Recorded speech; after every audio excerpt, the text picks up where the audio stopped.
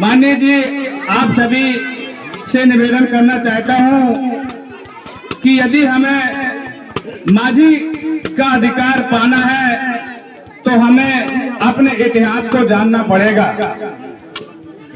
इतिहास हमारी जननी होती है। कहा गया है कि जो समाज इतिहास को, अपने इतिहास को नहीं जानता, वह अपने भविष्य का निर्माण नहीं कर सकता है। हम जब तक अपने इतिहास को नहीं जानेंगे तब तक हम संगठित नहीं हो पाएंगे। पूर्व की सरकारों ने हमारे सन 1949-50 में विंध्य प्रदेश हुआ करता था। विंध्य प्रदेश की राजधानी रीवा हुआ करती थी, जिसमें केंद्र सरकार ने प्रत्येक राज्यों से माझी, अनुसूचित जाति, अनुसूचित जनजातियों की सूची मांगी गई थी, जिसमें विंध्य सरकार के माध्यम से हमें 8 में केवट, उसकी माझी और उसकी उपजातियां केवट, मल्लाय, भोई, ढीमर को संवैधानिक रूप से अधिकार दिया गया है। आप सभी से यही निवेदन है कि इस संगठन से जुड़ें और अधिक से अधिक सदस्यता लें, और सदस्यता लेने के बाद हमारा संगठन मजबूत होगा तो हम हाई कोर्ट में केस लगा सकेंगे, जिसमें वहां लाखों रुपए की जरूरत होती है।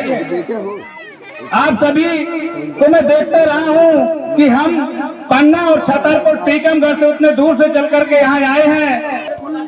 एक कहानी याद आती है कि एक समय एक मदारी एक गांव में आया था। वह जो है बंदर और बंदरिया का नाच नचा रहा था। बंदर के पिछवाड़े में एक डंडी मारता था और उसको नचाने का काम करता था। वो नाचता था, रोता था, और आपस में वो बंदर और बंदरिया टुकुर की बातें कर रहे थे। यानी वो कह रहे थे कि अगर हम भी किसी समाज के संगठन में शामिल हो जाते तो ये हमारे मदारी जो है पिछवाड़े पे डंडा नहीं मारता, हमें बार बार नचाता नहीं।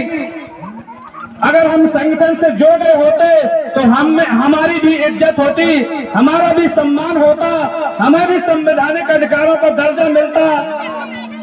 इसलिए मैं सभी यहाँ पर उपस्थित माताओं, बहनों, भाइयों और बुद्धिजीवियों से कहना चाहूंगा कि हमें संगठन से जुड़ने की जरूरत है।